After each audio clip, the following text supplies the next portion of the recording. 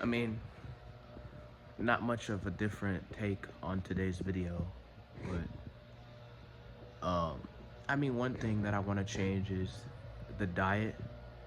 Uh, I have to test it out. Vegetables are not as high as nutrition as back in the day. You don't get the same amount of nutrition from vegetables as you did 100 years ago. It's it's pretty flimsy now. You have to eat it in bulk. You have to eat so much to get the benefits of vegetables. But I might switch to fish. I might switch to a pescatarian type of diet, but I don't know what I would eat for breakfast because I need protein. I might still eat eggs for breakfast. Like I might eat eggs for breakfast and maybe some type of fish to try to lower the amount of inertia in the body, because that does affect your mood. It makes you lethargic. It's called tamas, TAMAS, and so I should eat fish instead. So the biggest thing is just becoming less attached to meat, because although it tastes really good, you know, you gotta eat some. You gotta go through the spiritual path. You know. Another thing is my visualizations, my law of assumption audios. You gotta go deeper. I've still yet to do.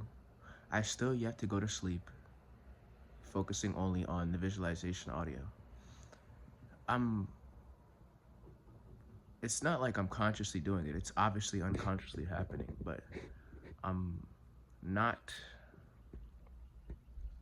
doing what it is I would consciously want to do, because the goal is to be happy and joyful in anything that you're doing. What I want to do is I want to do 3 law of assumption, 3 visualization sessions a day. 1 in the morning, 1 after my first yoga routine, and 1 before bed, and then going straight to sleep. But what's happening is in the morning, I'm checking. It's such a crazy addiction. It's funny. It's really funny. It's the cosmic humor. In the morning, I'm checking YouTube. I'm checking Twitter. I'm checking all these different social media platforms. I thought of Twitter, and I'm like, oh, I didn't check Twitter today. I want to check it. Just now, I just thought about it. And check it for what? For a dopamine release. For a dopamine release. It's the funniest thing. Why can't I just do what I want to do and get fulfillment off of that, right? So I want to wake up and just do straight to my law of assumption, straight to my law of assumption audio, straight to the shower, and straight to recording this video. But I'll explain after. And then in terms of sleep, I want to do my law of assumption audio and go straight to sleep. But what happens is that body sort of gets used to it, body gets addicted to something, and that's how it operates. So in order to wake up, it needs a little bit of hit of its daily internet. In order to go to sleep, it needs a couple videos, so that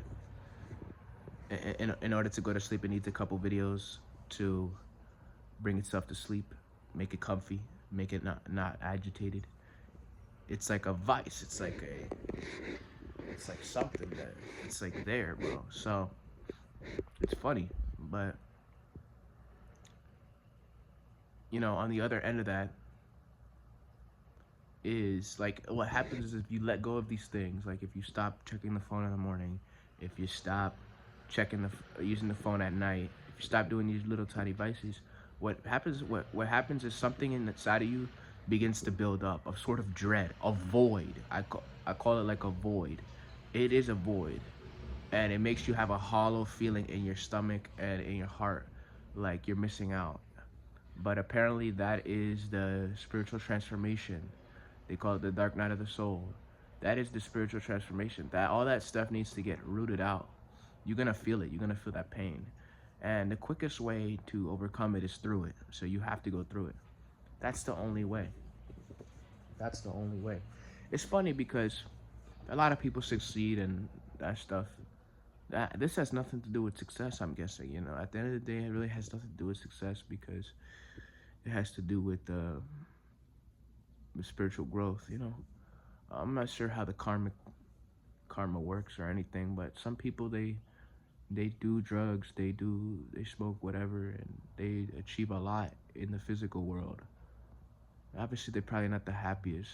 They're probably so successful, but they're probably like still stressed out and sad about life and in certain regards. But so there's a balance, but obviously this is for spiritual growth. I have to understand that.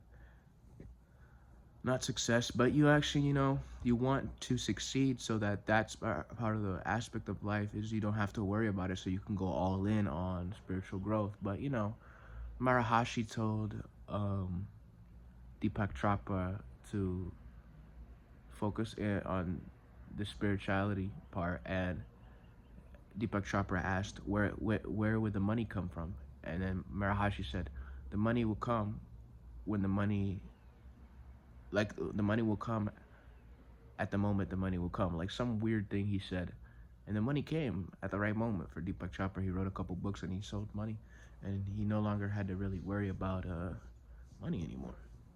It came in a particular way. So for me, I guess the biggest thing is getting the body loose, getting the body strong, so that it can sit down very still and relaxed. Doing the visualizations and not doing the vices. The biggest thing is the vices. The vices, VICES. The vices, which is you try it on the computer, you're eating, you need to watch a video. That means that something experientially within you is not satisfied. So it's trying to get satisfaction off of things, extracting from things, but that never works out. But anyways, that's all I want to say with this video.